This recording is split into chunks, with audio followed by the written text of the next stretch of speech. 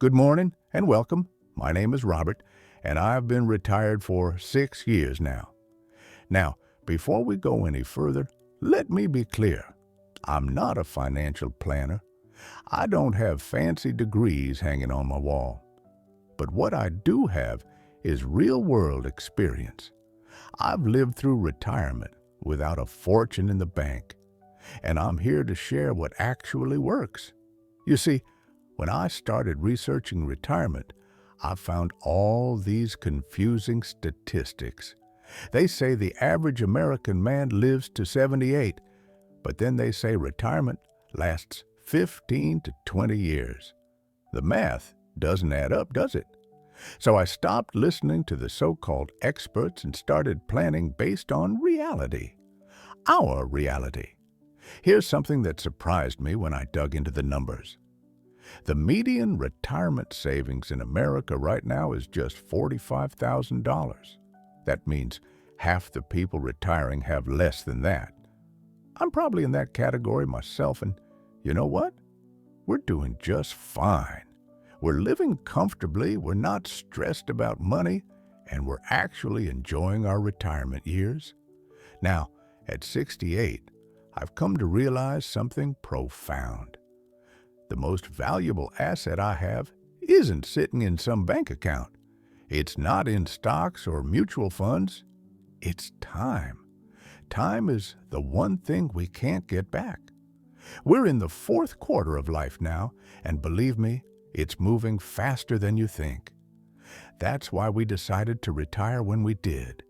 Not when we hit some magical number in our savings account, but when we realized time was more precious than any amount of money. So how much is enough? Well, that depends on one critical factor that most people overlook: debt. Let me be crystal clear. We have zero debt. No mortgage, no car payments, no credit card balances. Nothing. And that changes everything. When you don't have debt, you don't need nearly as much money as the financial planners tell you. I'll be honest with you. Even today, if I buy something online and put it on a credit card, it makes me uncomfortable.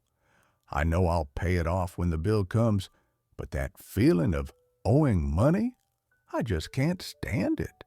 And that mentality has saved us thousands upon thousands of dollars over the years. Getting out of debt before retirement was the single best decision we ever made. It's not complicated. Spend less than you earn, attack the smallest debts first, and work your way up. No fancy strategies needed, just discipline and patience. The second major factor is the condition of your home, if you own one. About 4 years ago, we made a decision. We were going to stay in our house, so we completely rehabbed it. Now, I was fortunate enough to do most of the work myself.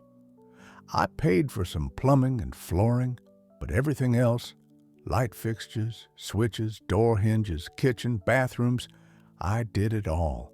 Why did we do this? 2 reasons. First, my health wasn't great at the time, and I wanted to make sure that if something happened to me, my wife could sell the house immediately if she needed to. Second, I didn't want surprise expenses eating into our retirement income. Today, she could sell that house without even painting it. Well, maybe 1 or 2 rooms, but that's it. And that peace of mind, that's priceless. But here's the reality. Our roof is now 13 years old. I put it on myself back then.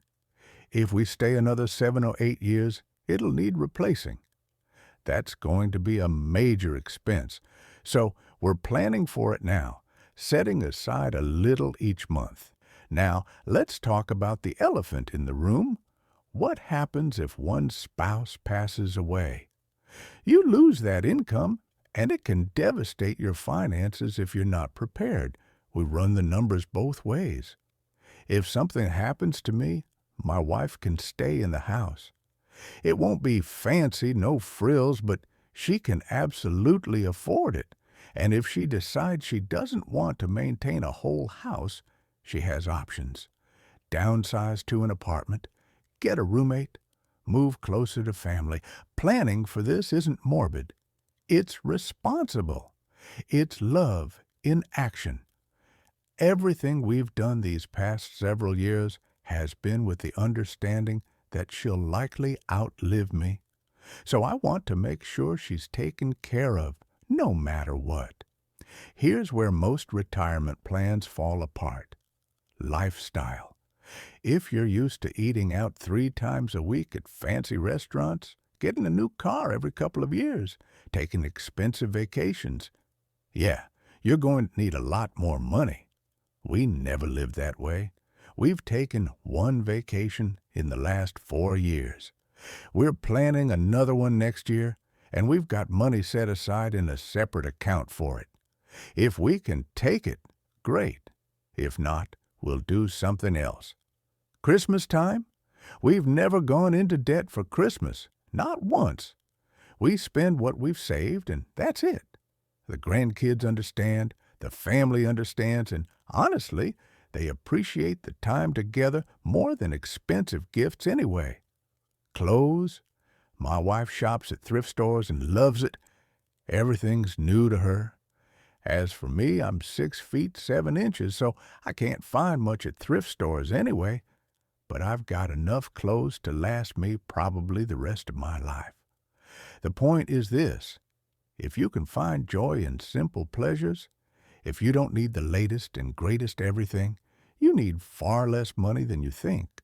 Your health plays a huge role in how much you need. My wife is 70 and on 0 medications.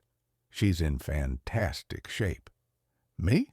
I have rheumatoid arthritis. It's in remission now, but I also have the regular wear and tear arthritis from 40 years of construction work. My knees, my hands, my neck.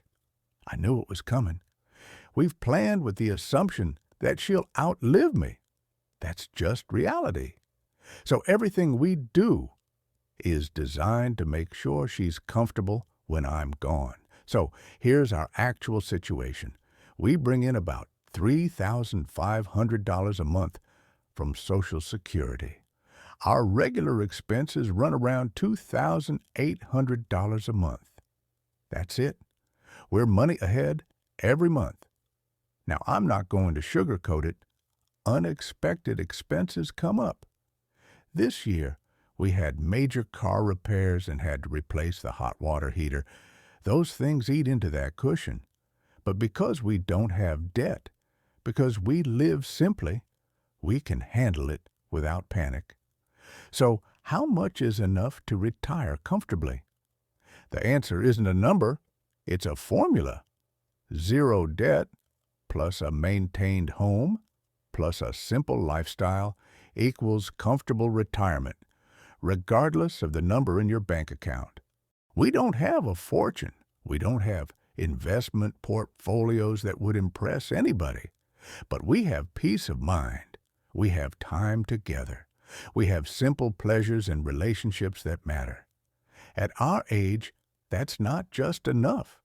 That's everything. The question isn't whether you have enough money to retire. The question is whether you're willing to build a life where enough is actually enough. Thank you for watching. If this helped you see retirement differently, I'd appreciate you sharing it with someone who needs to hear this message.